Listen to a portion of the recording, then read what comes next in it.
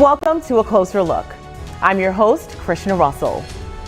Every year from June to November, the Bahamas enters hurricane season, a time that reminds us both of the power of nature and the importance of preparation. Tonight, we take you inside the work of the Disaster Risk Management Authority as it prepares the country for the 2026 hurricane season. From emergency planning, shelter readiness, to public awareness and national coordination, we'll explore what is being done to help keep Bahamians informed, prepared, and protected. Because when it comes to hurricanes, preparation is not just a government responsibility. It is everyone's responsibility. A Closer Look begins when we return.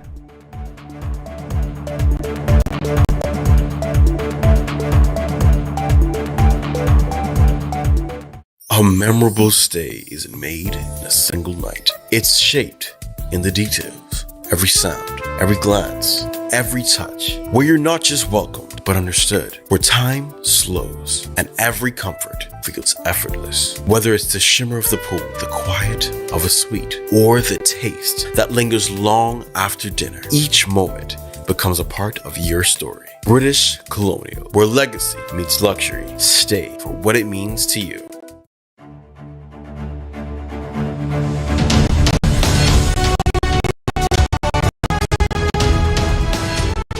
Welcome back. Building resilience is about more than responding to disasters. It's about understanding risks, strengthening communities, and ensuring the country is better prepared for whatever challenges may come. To support that effort, the Disaster Risk Management Authority has developed a national recovery framework, a roadmap designed to help guide recovery and build a stronger, more resilient Bahamas. I took a look at what this framework means for the country. The government is moving to strengthen how the Bahamas recovers in the aftermath of disasters with the introduction of a new national recovery framework. The plan, now before Cabinet, aims to reduce delays following major natural events and ensure communities return to normal sooner. Disaster Risk Management Authority Executive Chairman Alexander Storr said efficiency is important. The basic thing is to speed up recovery time. That's the most important thing that we're looking at. There's a lag when you have a disaster and when recovery efforts start and come, we're trying to speed up that time to make sure that persons who are impacted by the disaster aren't impacted by the wait. The framework also represents a major shift in disaster management by bringing government agencies together under one coordinated system instead of working independently. This means there would be better communication and clearly defined responsibilities to help eliminate duplication of efforts and speed up assistance when it's needed most. The Prime Minister decided that he didn't want disaster efforts to be in silos anymore. And so the key thing is now having everything under one roof speeds up communication. And communication, clear communication, helps to aid those efforts. And so once the framework is approved, you will see all government agencies will have a role to play. Communities not only in New Providence but across the country will also have a stronger voice in disaster planning and recovery. The framework encompasses everybody. Everybody has a role to play, especially in the Family Islands.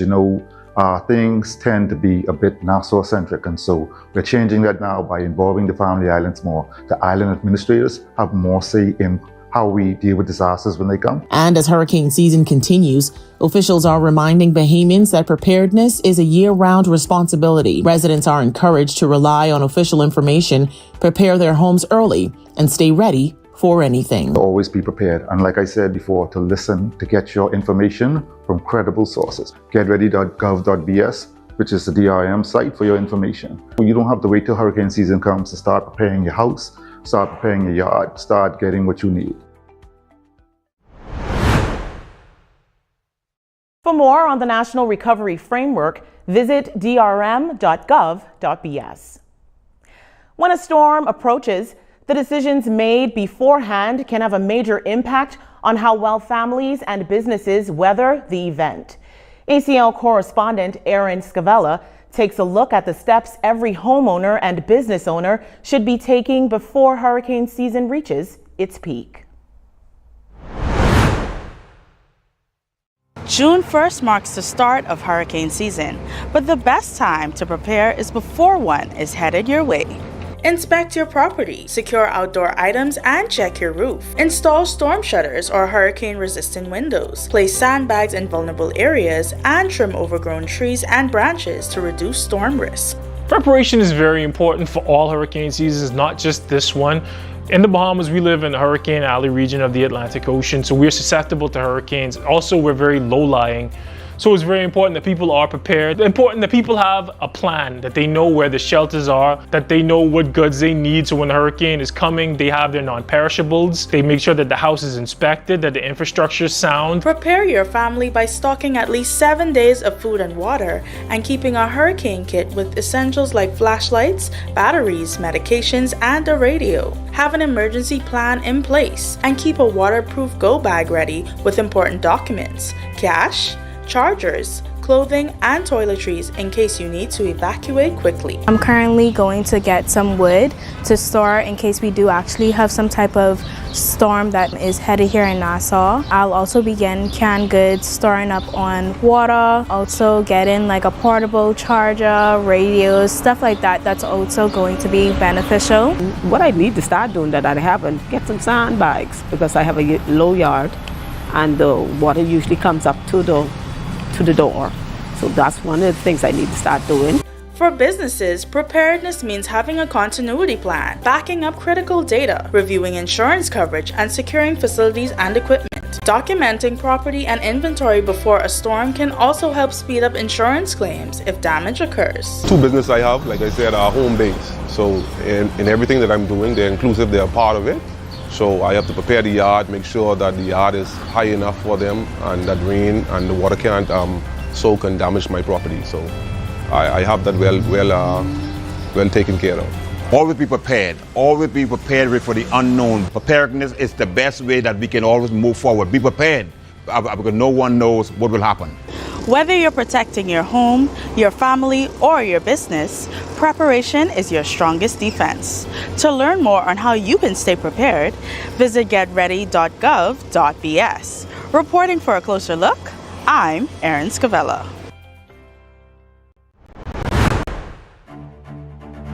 Stay with us. There's more closer look after the break.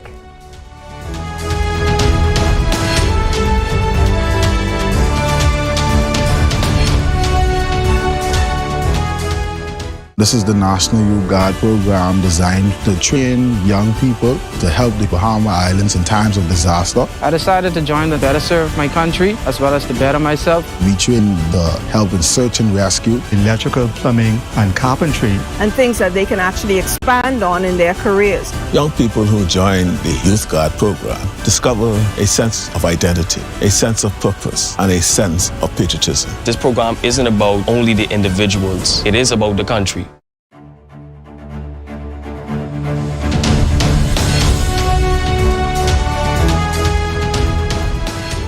Welcome back. Hurricane preparation requires more than a national response. The Family Island Disaster Emergency Plan serves as a critical guide for local officials and residents on how to prepare for, respond to, and recover from emergencies. Our April Smith takes a closer look at how this framework is strengthening hurricane readiness throughout the Family Islands. As the Bahamas prepares for another hurricane season, disaster readiness remains a top priority across the archipelago. We now take a closer look at that Family Island Disaster Emergency Plan. As hurricane season gets underway, disaster officials say preparedness efforts are already being strengthened throughout the archipelago. So far, we have completed inspections on approximately 90 facilities in our shelter inventory throughout the Bahamas. Our country currently has the capacity to be able to shelter about 14,000 people. And again, that work is a work that we're continuing to push to increase shelter capacities throughout the country. Officials say preparedness extends beyond immediate response measures. In recent years, significant efforts have also been made to strengthen the country's ability to recover following major disasters. The National Recovery Framework, which is being developed to standardize the relief and recovery efforts in communities affected by disasters such as hurricanes. In the coming weeks, we will submit that framework, which we are nearing completion, to the Interministerial Committee on Disaster Risk Management for their review, approval, and enactment. Authorities are also encouraging residents to take personal responsibility for hurricane preparedness by reviewing family emergency plans, assembling disaster supply kits, and staying informed throughout the season. And we want to encourage residents to not take it lightly that we have a below average season. It just takes one rapidly intensifying storm that can affect our islands. And as we are located within the hurricane belt, it just takes one to impact our islands and bring devastation to our islands.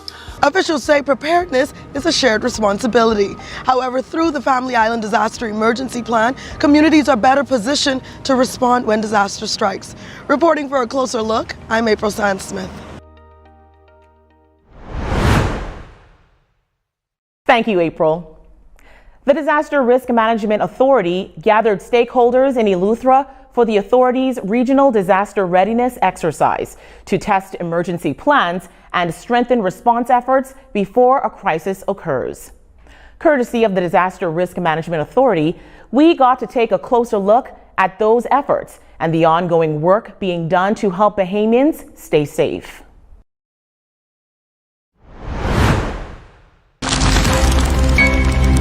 We were happy to be here on the island of Central Eleuthera, speaking with the various government heads, Family Island administrators from the 3 different sections of Eleuthera, North, South, Central. What was interesting is we came here brimming over with enthusiasm, realizing the importance of disseminating information as it relates to disaster risk management here in the country. I thought it important to be here because I needed to communicate this vital information to the residents of North Eleuthera. It's very vital because the life that you save could very well be your own. And them getting this information could help them to not only protect themselves, protect persons surrounding them. We know these storms are going to come. We know that we're going to be affected. And so I suppose it's a matter of ensuring that you and your family and those around you, your community, have what they need during those times. It's better to be prepared and not need it than to need it and not have it. We are so appreciative of U.S. Northern Command and DRM Authority for coming and putting on this workshop. It gives us more skills, more information, more knowledge, and knowledge that we can pass on into our local communities, which helps us to help ourselves until in the event of a disaster, we can help ourselves until help arrives. As a collective group, the information helps us throughout the island of Eleuthera, and so from the north straight down to the south, we are able to come together to make the plans, to ensure that everyone is aware of what is happening and how we can assist, how we can get from a sense of damage or disaster to an area of recovery.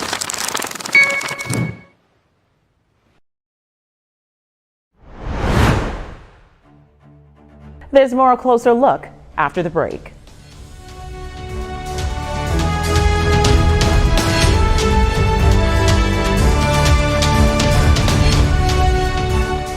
Discover the Bahamian soul at the National Art Gallery of the Bahamas, where color, culture, and bold expression all come alive. Explore our vibrant exhibitions, artist talks, and hands-on workshops. Stroll through our renowned art park, or find local treasures and exclusive merch in our gift store. Stop by our intimate satellite space at the Current Echo in Bahamas. We're open Tuesday through Sunday, and on Sundays, admission is free for all Bahamian citizens and residents. The National Art Gallery of the Bahamas, our home for Bahamian art.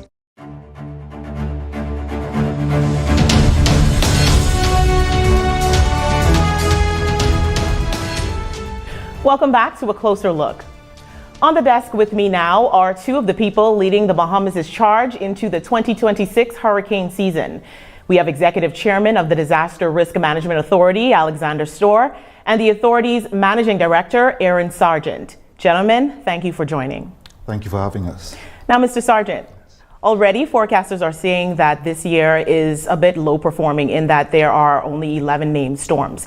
What does this mean for us? Should we be relaxing, or should Bahamians continue to prepare for a worst case scenario?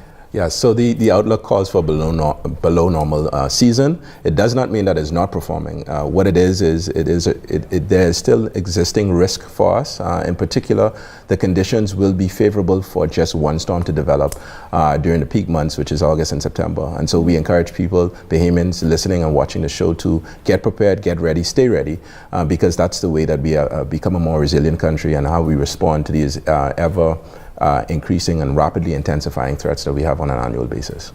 Now, Mr. Storr, I'll bring you in on this part of the conversation. The hurricane season opened on June 1.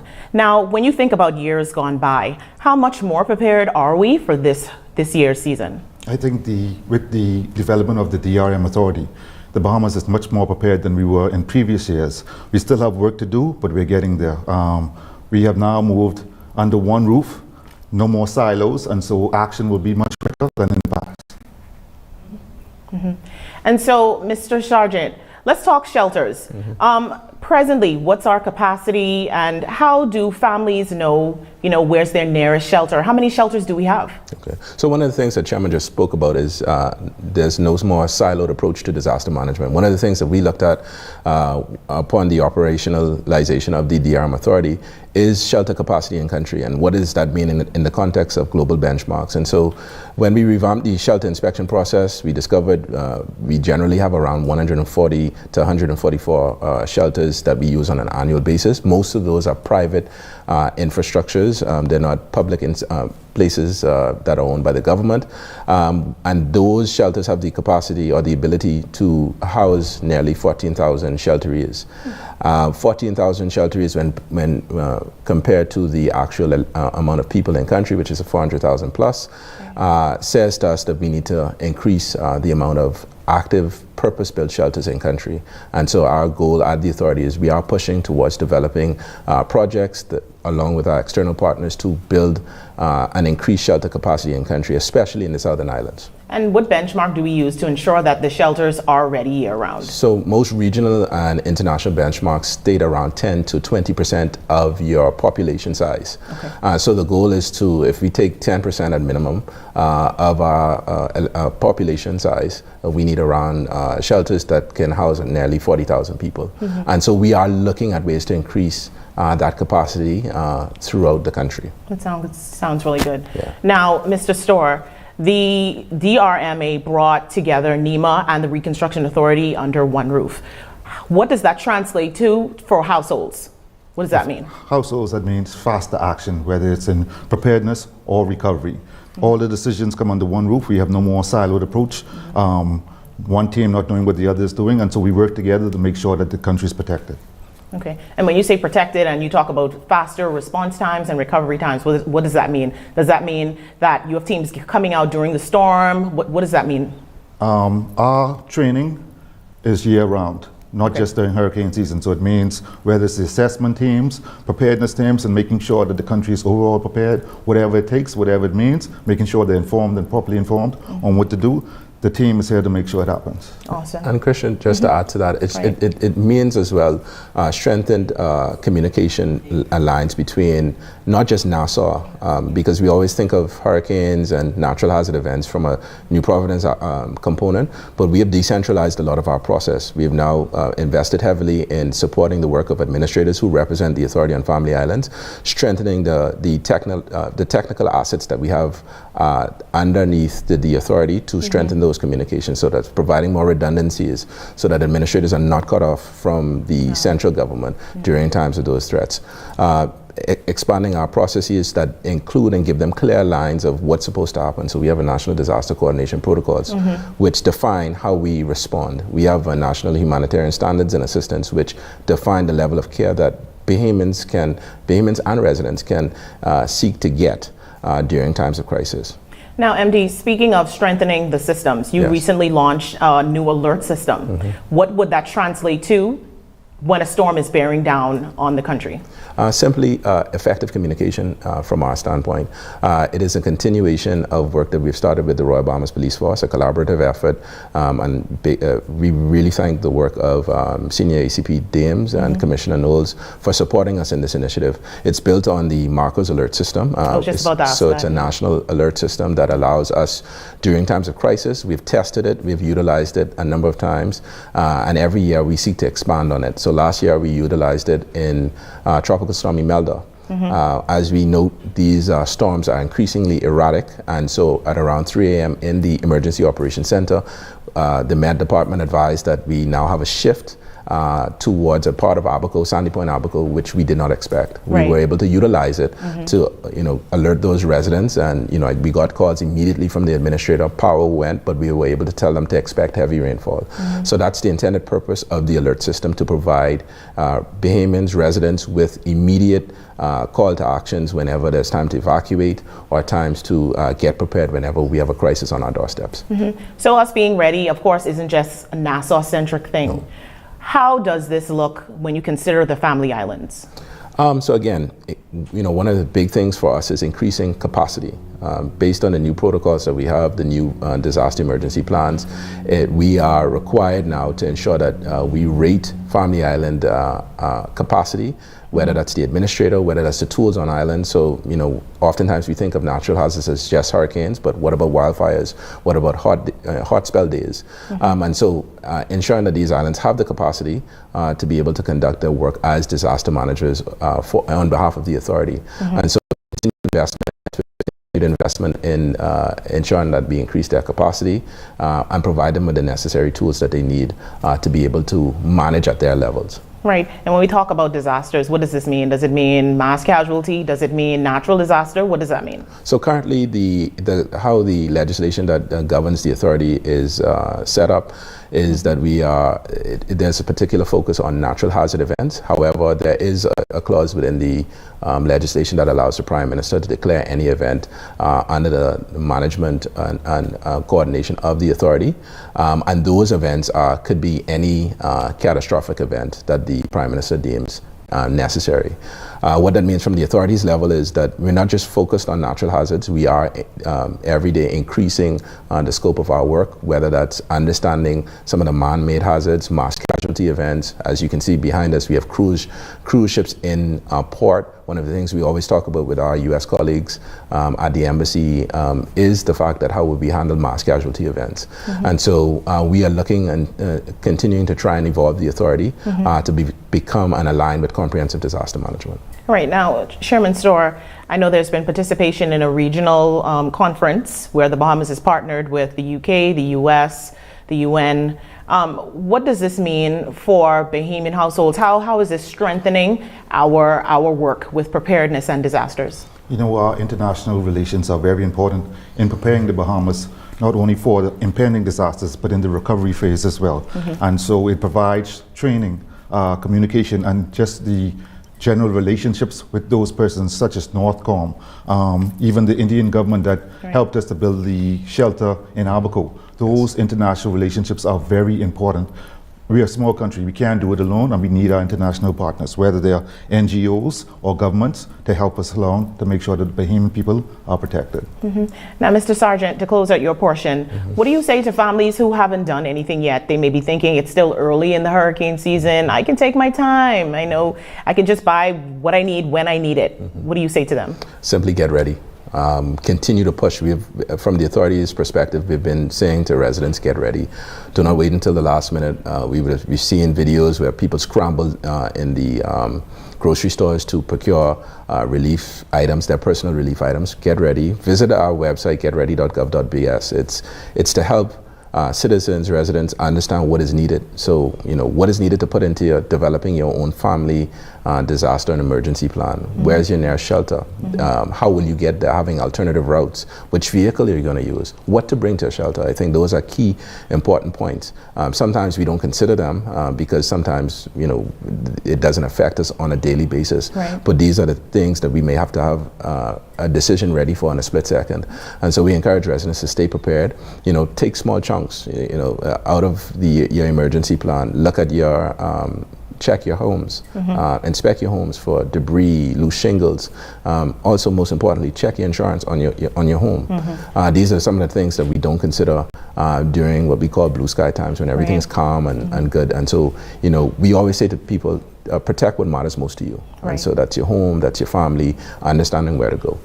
And the DRM's website will give them a step-by-step guide on how to do that? Yes, getready.gov.bs is a resource intended to provide you with exactly those tools to have your family prepared in the event that you have to engage with those tools to keep your family safe. Awesome. And Mr. Storr, to close out our segment, what should the next 6 months look like for Bahamians? It should be general preparedness. Hurricane season has already started. And so as you heard the managing director say, don't wait for the last minute. There are things that you could begin to do right now, whether it's preparing a yard, moving missiles to the yard. You know, Bahamians, the general public, partners with the government in making sure that they're safe. And so there are things that we are doing on our side, clearing of drains and such, and there are things that Bahamian public must do on their side. That's making sure your house is secured. You know, the storms are coming, and as you heard the managing director says, it only takes one. And so don't let your guard down. And it's important that you listen to credible sources of information for these storms. I know there's a lot of people out there on social media talking and predicting weather. Please listen to, you heard managing director say, getready.gov.bs or the Bahamas meteorology site. But just make sure you get your information from credible sources. And you do have a presence on social media as well, so that's a good place to get your up-to-date news from. We are on social media. Between the National Alert System, social media, in collaboration with the Met Department, we will bring you the updates as necessary. We're seeing results. We're seeing when we issue the evacuation, start to move very quickly. Yes. And so we're encouraging Bahamians to continue that trend to ensure that we are prepared from day one. Chairman Storr, Managing Director, thank you for joining us. Thank you for having us. You've heard it here, getready.gov.bs. More after the break.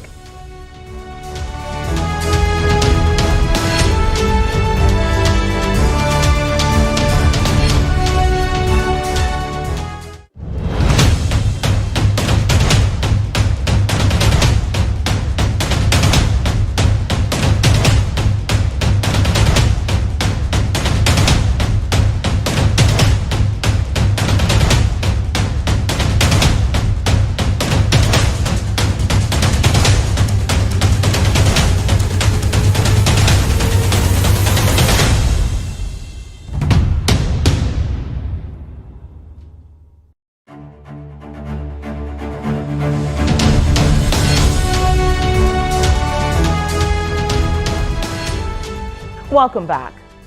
As we enter the 2026 hurricane season, one message stands clear. Readiness is not a moment, it's a continuous commitment. From national planning to community action, every effort is focused on one goal, that's strengthening preparedness and ensuring the Bahamas is ready before, during, and after a storm. As hurricane season continues, the real strength of the Bahamas will be measured not just by storms we face, but by how prepared and how united we are in facing them together. Thank you for joining us. This has been A Closer Look. I'm Krishna Russell. Good night, Bahamas.